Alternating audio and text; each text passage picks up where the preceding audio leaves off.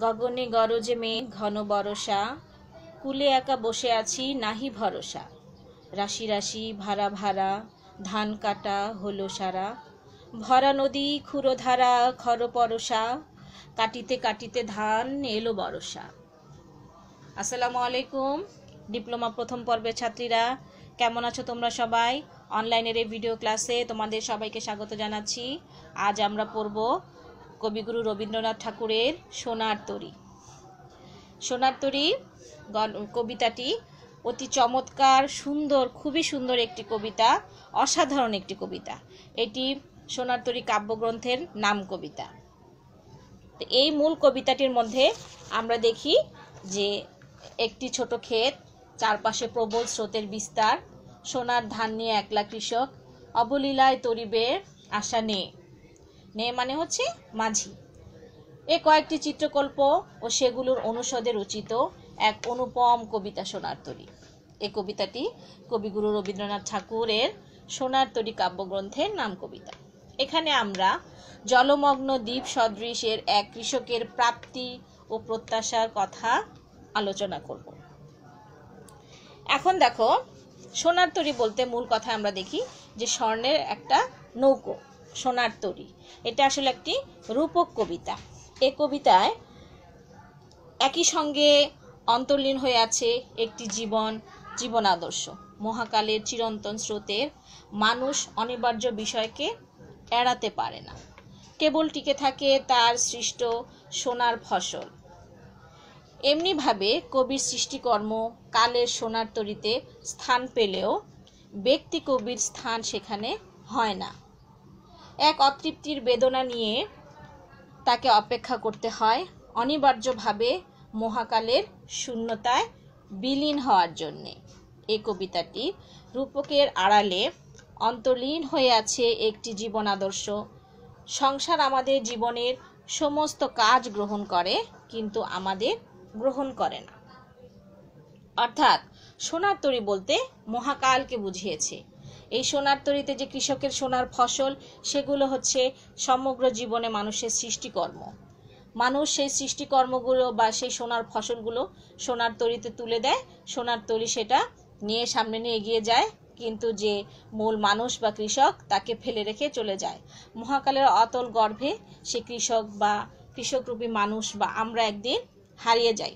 প্রত্যেকটা মানুষ বা প্রত্যেকটা জীবেরই জন্ম যেরকম আছে, মৃত্যু আছে, সেরকম আমাদেরও জন্ম আছে, মৃত্যু আছে। একসময় আমরা মারা যাব, কালের গর্ভে হারিয়ে যাব, মহাকালের গর্ভে।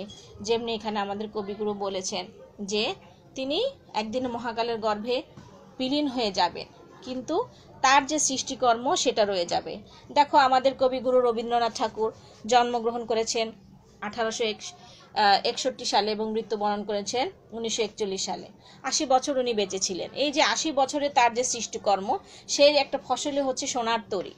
উনি সেখানে বলে দিয়ে গেছেন যে আমি সোনার তরীতে হারিয়ে যাব মহাকালের গর্ভে, কিন্তু আমার যে সৃষ্ট ফসল বা সৃষ্টিকর্মটা সেটা কিন্তু রয়ে যাবে। এই যে দেখো সোনার তরী কবিতা, এই কবিতাটি আমরা আজ এত বছর পরেও পড়ছি, স্মরণ করে যাচ্ছি। বাঙালি জাতি, বাংলা ভাষা যতদিন থাকবে, রবীন্দ্রনাথের এই সৃষ্টকর্ম বা সোনার ফসল সবসময় থাকবে।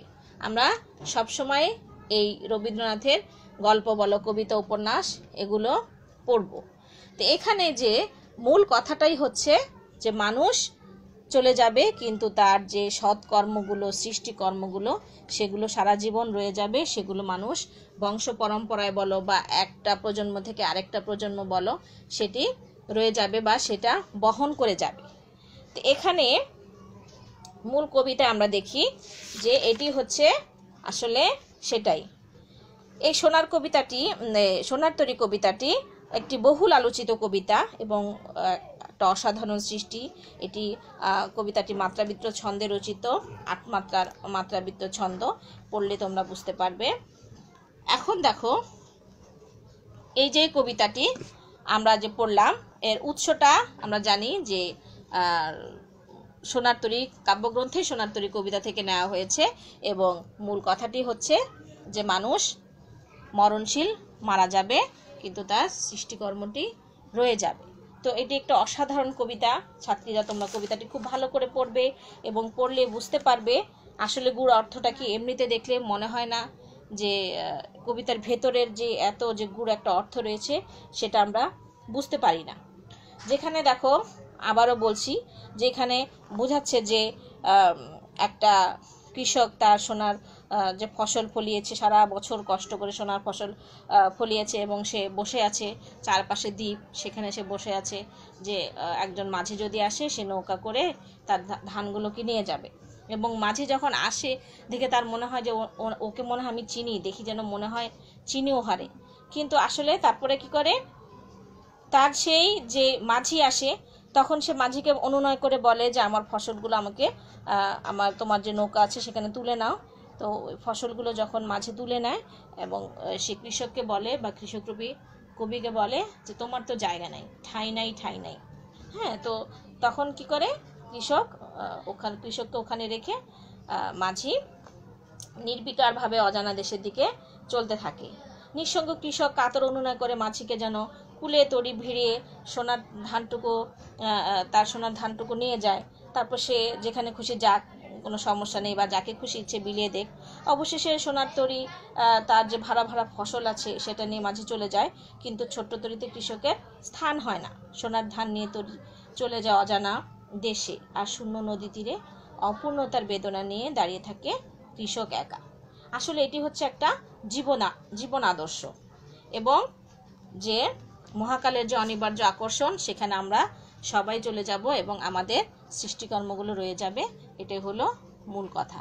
তো এই জন্য মানে কবি এটা এই জন্যই বলেছে যে যেহেতু আমাদের সৃষ্টিকর্মগুলো রয়ে যাবে, সেহেতু আমরা যেন সেই সৃষ্টিকর্মগুলো যেন ভালো হয়, মানুষের মঙ্গলের জন্য হয়, যেটা দেখে বা যে সৃষ্টিকর্মগুলো দেখে আমরা উপকৃত হই বা সারা জীবন আমরা ওই সৃষ্টিকর্মের মাধ্যমেই বেঁচে থাকি।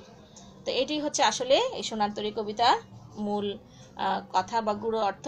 তো ছাত্রীরা তোমরা সবাই কবিতাটি খুব ভালো করে পড়বে, এবং এখানে যে অতি সংক্ষিপ্ত প্রশ্ন আছে, যেমন সোনার ধান বলতে কি বোঝাচ্ছে, তারপরে হচ্ছে এটি রূপক কবিতা, কেন এটাকে রূপক কবিতা বলা হচ্ছে, সোনার তরীর মাঝিটা কে, হ্যাঁ, তারপরে হচ্ছে কিসের চিত্র ফুটে উঠেছে। এই ছোট ছোট প্রশ্নগুলো খুব ভালো করে পড়লেই তোমরা মূল অর্থগুলো এমনি বুঝে যাবে।